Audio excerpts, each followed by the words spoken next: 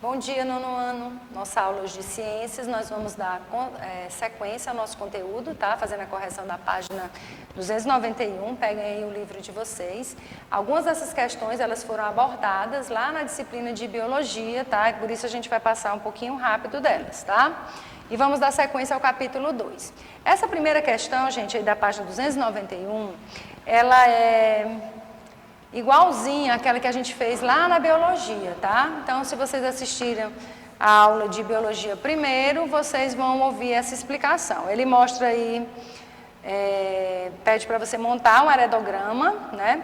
Dizendo que Maria e Alfredo são os pais de André, né? E André se casou com Paula e teve 3 filhos, Júlio, Kelly e Milena. Pede para você fazer aí do lado o heredograma, tá? Quem quiser desenhar os bonequinhos, desenha, né, gente? Como eu não sei desenhar, vocês sabem disso, a gente colocou os nomes. Esse heredograma é aquele mesmo da questão lá da biologia, ok? A segunda questão, né, diz o seguinte: para determinada característica, Alfredo é homozigoto recessivo, e Maria é heterozigota. E Paula é homozigota dominante. Essa questão também é aquela mesma questão lá da biologia. Lembrando que biologia ajuda ciências e ciências ajudam a biologia, tá? E aí acabam coincidindo algumas questões. Essa segunda questão a gente também já fez a resposta dela e o cruzamento lá na aula de biologia, tá? Então vejam lá direitinho a explicação para a gente não perder muito tempo aqui explicando a mesma coisa que vocês vão assistir na aula de biologia, já que as 2 aulas vocês vão assistir, né, naquela semana, tá bom? Então essa questão aí é igual.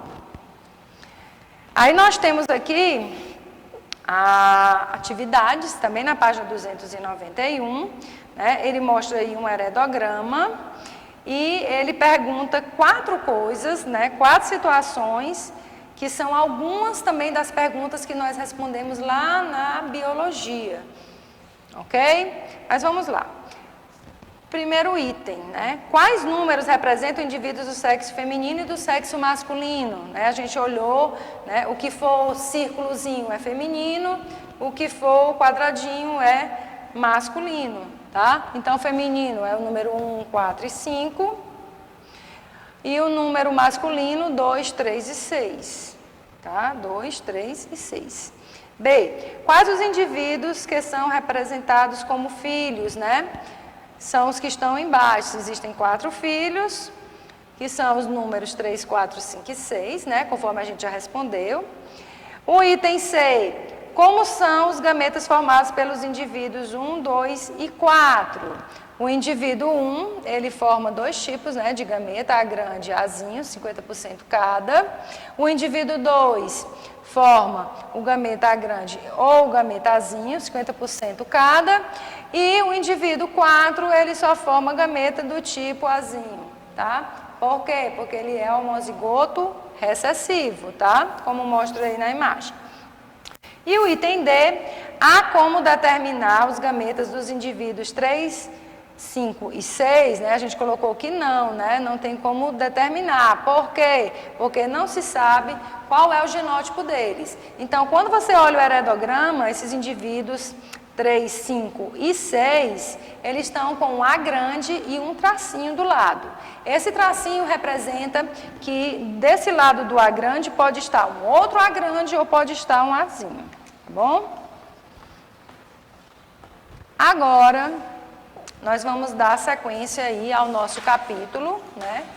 Ao capítulo 2, sobre as leis da genética agora, tá? Então, nós vimos anteriormente, né, que Gregor Mendel, ele é considerado o pai da genética. E ele fez, né, uma escolha de um material biológico para fazer e estudar os mecanismos de herança genética.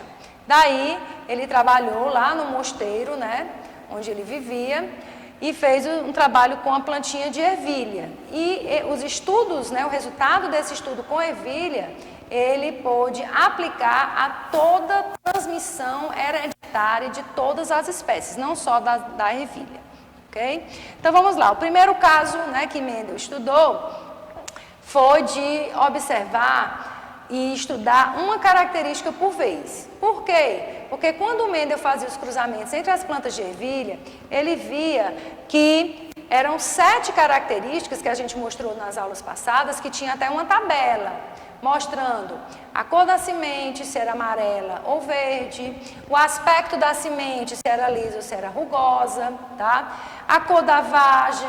Então, eram 7 características. Então, na primeira lei de Mendel, né, como ficou conhecida, ou o caso que a gente chama de monohibridismo, mono quer dizer único, né? Ele estudou uma característica de cada vez. Então, quando ele fez o cruzamento, ele disse, não, vou pegar só, primeiramente, a cor da semente. Semente amarela, semente verde. E aí ele observou nos descendentes dessas plantas de ervilhas como eram as cores da semente. Somente isso, deixando de lado toda e qualquer característica à parte, tá? Cada gene, que é a unidade, né, informacional, tem 2 alelos, né, um alelo dominante e um alelo recessivo. O alelo dominante é aquele que sempre vai se expressar, mesmo na presença do recessivo. E o alelo recessivo é aquele que não se expressa na presença do dominante, mas só vai se expressar quando ele estiver em homozigose, ou seja, quando ele for Azinho, Azinho, Bezinho, Bezinho, tá? E os alelos, eles estão localizados no mesmo local do cromossomo, tá? E esses cromossomos, onde estão localizados os genes, são chamados de cromossomos autossomos, que são aqueles que não estão relacionados com a determinação do sexo, tá? Então, no nosso corpo, nós temos os cromossomos autossomos e temos os cromossomos sexuais. Então, os autossomos são aqueles que não são os sexuais, tá? Não tem nada a ver com a determinação do sexo. Aqui a gente mostra o monohibridismo, ou primeira lei de Mendel, onde Mendel pegou ervilhas, tá, de sementes verdes e cruzou com sementes amarelas. Quando ele fez isso, ele tinha 2 plantas puras. O termo puro em genética quer dizer homozigoto, tá? Ele pegou essa aqui, que era homozigota recessiva, cruzou com essa outra amarela, que era homozigota dominante. Essa planta, ela só produz um tipo de gameta. Se ela é Vzinho, né, no seu alelo, para a cor da semente verde, ela só vai produzir para essa característica, no seu gameta, só vai ter o Vzinho pequeno, tá? Já essa planta amarela, ela é homozigota dominante, V grande, tá? Todos os seus gametas vão ser V grande. Com a união dos gametas, forma-se que um novo indivíduo. E toda essa geração F1 aqui, gente, ela foi o quê? Sementes amarelas. Ela era o quê? Heterozigota. V grande, Vzinho. O termo heterozigoto também a gente pode chamar de híbrido. Geração parental é aquela geração que dá início, né, ao cruzamento, para você observar a descendência. Geração F1 é a geração proveniente desses 2 genitores. Aqui em cima nós temos a mesma coisa daqui, ó. Puxei para cá, tenho planta de semente verde, semente amarela. Todos os indivíduos aqui vão ser o quê? V grande, Vzinho. Por quê, tia? A gente vai fazer aquela propriedade, né, lá da matemática, que a gente chama propriedade distributiva. A gente pega esse primeiro, combina com esse, vai dar o quê? V grande, Vzinho. Vzinho, V grande. V grande sempre vem na frente, tá? Por convenção. Se eu pegar o Vzinho com esse outro V grande aqui, eu também vou ter a mesma coisa. Se eu pegar esse segundo Vzinho aqui e cruzar com o primeiro, eu tenho esse aqui. E se eu pegar esse Vzinho e cruzar com esse V grande, eu vou ter aqui. Ou seja, os 4 descendentes daqui, todos eles, né, da geração F1, vão ser sementes amarelas heterozigotos, tá? Aí ele pega 2 sementes da geração F1, 2 plantas, e faz a autofecundação nelas, né? Ou seja, V grande, tá aqui, ó, V grande, Vzinho, Vzinho, V grande, por convenção eu boto um grande na frente, e o Vzinho aqui. Eu tenho 4 indivíduos da segunda geração, 25% de cada, né? Se eu for transformar isso aqui em porcentagem, porque os 4 vão me totalizar 100%. 100% dividido por 4, eu tenho 25, 25 e 25, né? 25 vezes 3, 75% das plantas vão produzir sementes amarelas e apenas 25% das plantas vão ter sementes verdes, tá? Ou, se eu quiser distribuir quem é o homozigoto dominante ou recessivo, eu posso fazer o seguinte: se eu perguntar desse cruzamento entre dois indivíduos heterozigotos, qual a porcentagem de indivíduos homozigotos dominantes? A minha pergunta é essa. Aí eu vou fazer o cruzamento e o que me interessa é esse aqui, ó. Eu vou ter o quê? 25% de homozigoto dominante, tá? E eu querendo saber o restante, né? Aqui é heterozigoto 50% e 25% de homozigoto recessivo, tá? Bom, como nós vimos lá também na biologia, né, conclusão do trabalho de Mendel, é que esse tipo de herança ele pode ser levado não só para as ervilhas, mas para todas as espécies de seres vivos. Cada característica é condicionada por um par de fatores, né, que hoje a gente chama de genes. Na época não existia o conceito de genes, tá? Um é herdado do pai e outro da mãe, que se separam na formação do gameta com a mesma probabilidade, ou seja, os gametas trazem metade dos genes de origem materna, metade dos genes de origem paterna, tá? Para contribuir com todo o material genético daquele indivíduo. Agora nós vamos falar do segundo caso, que é o monohibridismo sem dominância, ou seja, naquele caso lá da ervilha, o gene A grande, ele dominava a expressão do Azinho, ou seja, quando na presença do dominante, o gene recessivo ele não se manifestava, né? Nós vimos isso nas ervilhas que eram heterozigotas, que elas continuavam sendo amarelas, tá? Então, no monohibridismo sem dominância, né, ocorre uma atuação de dois alelos de um mesmo gene, onde um alelo não domina o outro. Ou seja, o heterozigoto ele vai apresentar uma característica diferente. Lá no exemplo da ervilha, a gente tinha o quê? Dois fenótipos. Fenótipo é aquilo que o genótipo expressa, no caso, a cor da ervilha. Ou era amarela, ou era verde. Lembram disso? Então, tinha o quê? Dois fenótipos. No caso de monohibridismo, né, uma característica por vez, o heterozigoto aqui vai manifestar uma terceira característica, ou seja, um terceiro fenótipo, tá? Nós temos dois casos.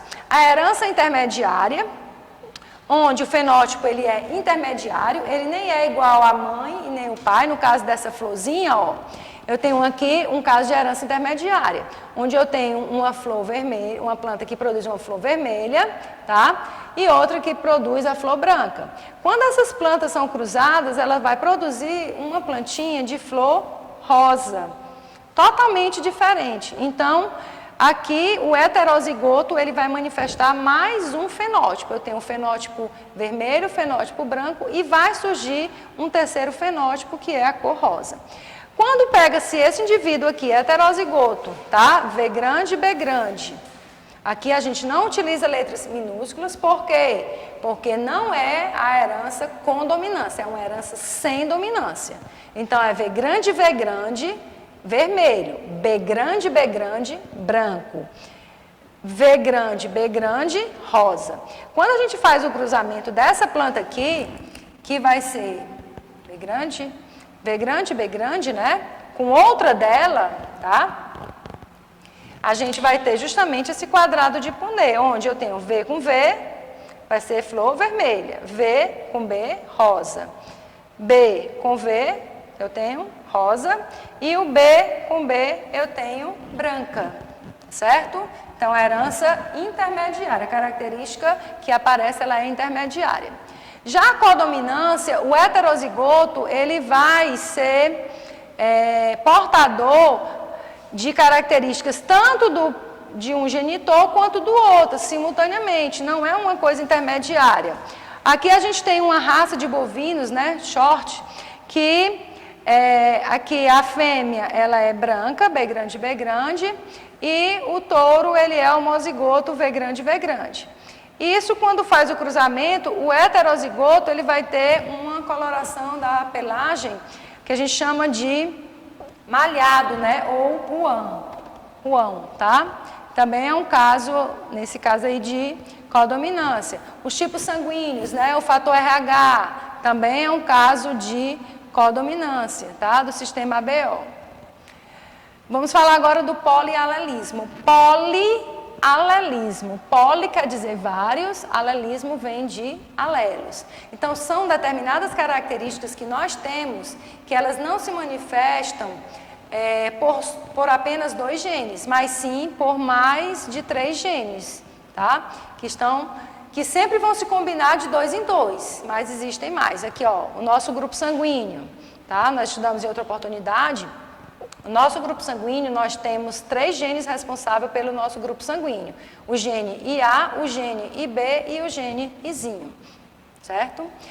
A correlação de dominância entre eles é a seguinte: o gene IA não domina o gene IB, eles têm a mesma dominância.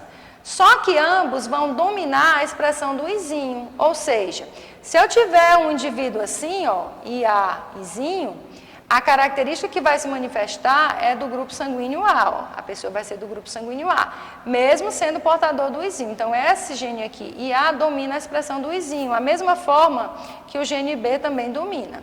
Tá? Então, aqui a gente tem uma tabela que mostra o genótipo, que é o nosso grupo sanguíneo, o fenótipo, que é o grupo sanguíneo, e o genótipo. Tá? Se eu sou do grupo sanguíneo A, eu posso ter 2 genótipos. Ou eu posso ser homozigoto, ou eu posso ser heterozigoto. A mesma forma para o B. Quem é do grupo AB? Né? É a combinação dos 2, nenhum vai se manifestar, os 2 vão se manifestar em conjunto, eu sou IA e B. E quem é do grupo O vai ser Izinho, Izinho. Então, se você é do grupo sanguíneo O, o seu genótipo para o grupo sanguíneo vai ser Izinho. E para a gente concluir, né, qual é a importância de nós sabermos o nosso tipo sanguíneo? Gente, é muito importante a gente identificar o nosso grupo sanguíneo, porque no caso de uma emergência, de você precisar tomar uma transfusão sanguínea, né, se você tomar um sangue que não seja compatível com o seu, pode ocorrer problemas de coagulação sanguínea e você morrer, né, por conta de uma transfusão.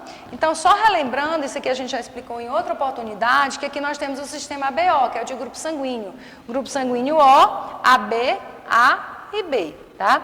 O grupo sanguíneo O, ele é chamado de doador universal, né, porque ele não vai ter as aglutininas, né, e ele pode doar para todo mundo, não vai ter reação de incompatibilidade. Então, o grupo O, ele é doador universal, ele doa para o A, para o AB, para o B e para o O também, né? O sangue AB, todas as setinhas estão chegando nele, ou seja, ele é o receptor universal, ele recebe sangue de todos os grupos, inclusive dele mesmo. Quem é do grupo A recebe sangue do O, porque o O é o doador e recebe sangue somente dele mesmo e do O. Quem é do sangue B, né, ele recebe sangue dele mesmo e também do grupo O. Então, se a gente for levar em consideração isso, a maior desvantagem é quem tem o grupo O, né, gente? Que o O só pode receber de quem? Do O. Né? E se ele for um O negativo, como a gente viu, negativo só recebe de negativo. Tá? Que é o sangue mais raro, que é o sangue O negativo, ok? Então, gente, a nossa aula de hoje ela vai ficando por aqui, né? Bom estudo para vocês. E a gente vai fazer a correção da atividade de casa que segue na agenda na próxima semana. Então, tenham todos um bom estudo, tá? E até a próxima semana. Beijos, tá? Tchau, tchau.